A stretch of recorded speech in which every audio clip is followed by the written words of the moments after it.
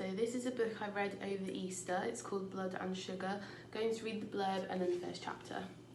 June 1781. An unidentified body hangs upon a hook at Deptford Dock, horribly tortured and branded with a slaver's mark.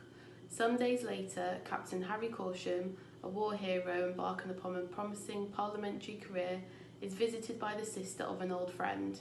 Her brother, passionate abolitionist Tad Archer, had been about to expose a secret that he believed could cause irreparable damage to the British slaving industry. He'd said people were trying to kill him, and now he is missing.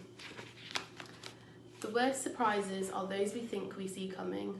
Amelia Bradstreet called at my London townhouse at a little after 9 in the evening on the 21st day of June 1781. I was playing with Gabriel at the time, lining up rows of lead soldiers on the turkey rug in my book room so that he could knock them down with a stick. My infant son delight in this simple activity was matched only by my own, yet the rap at the front door extinguished all pleasure in such a moment.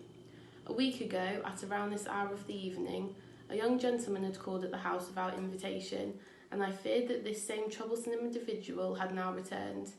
Yet when my butler knocked and entered, he swiftly disabused me of that notion. "There is a lady to see you, Captain Corsham." Pomfret handed me the card on his tray. "Mrs. Bradstreet," I read. "She says that you knew her once as Amelia Archer." I stared at him in surprise. Tad's sister? It must have been over 10 years since I'd last seen her. Dimly, I recalled a thin, bookish, bird-like girl with her brother's large grey eyes and pale skin. I'd been in America when she'd left England and had consequently missed much of the scandal that had attended her departure. She had returned last year after the death of her husband, and Caro had been adamant that we should not receive her. As far as I was aware, nobody did. I hesitated, pondering her motives. Had Tad sent her here? What could she want? "She came in a hired carriage, sir. No servant to speak of. Shall I tell her that you are indisposed?" Pomfret, like my wife, was a stickler for the proprieties. Not the fact of the thing, but the look of the thing. Some call it hypocrisy, others society. For my part, I had seen men entangled in their own entrails upon the battlefields of the American Rebellion, and the crimes of the drawing room seemed small by comparison. Nor was I minded, at that moment, to please my wife. Call it my own act of rebellion, if you will. "Show her into the drawing room, would you, Pomfret, please?" I dispatched Gabriel into the care of his nursemaid and went to the console mirror in the hall to retie my cravat and straighten my periwig. Then I walked into the drawing room where Amelia Bradstreet was waiting. She did not look like a widow, was my first thought. She was standing in the centre of the room, gazing about, at the furniture and the silver and the portrait of Caro by Thomas Gainsborough over the fire. My eyes were drawn at once to her gown, which was close-fitting with bared shoulders, the silk a rich and vibrant shade of indigo. She had matched it with a cashmere shawl embroidered with golden feathers and an amethyst necklace. She turned and we appraised one another. I recalled that Amelia was 3 years younger than Tad and I, which would make her 27 years old. "Captain Corsham," she said faintly, holding out her hand for me to kiss. "How long it has been since those happy days down in Devon. I hope you can forgive my intrusion at this late hour." Her eyes were silver in the candlelight, her hair a dark lustrous brown. She had curled and pinned it high, and I admired the curve of her throat and the rich glow of the amethysts against her skin. Her features were all angles, high cheekbones, a pointed chin, a sharp little nose. When she spoke, I caught a glimpse of tiny white teeth.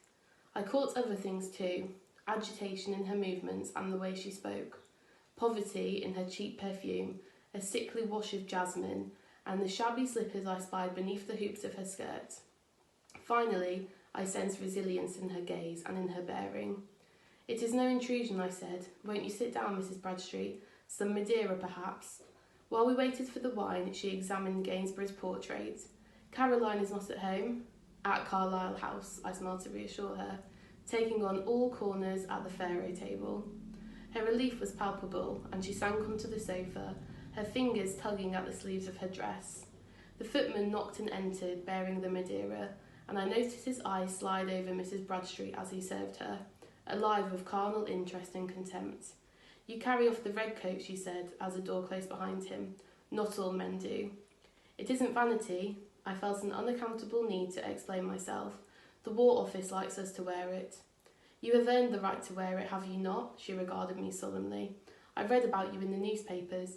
Captain Henry Corsham, scourge of the American rebels. They even say the king knows your name.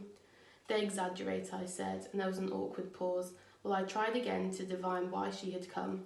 To borrow money, perhaps, to lay claim to a connection of the grounds of our long acquaintance, or did Tad hope to mend the rupture in our friendship? The thought made my scalp crawl as if with lice, and in my mind I juggled words of polite refusal.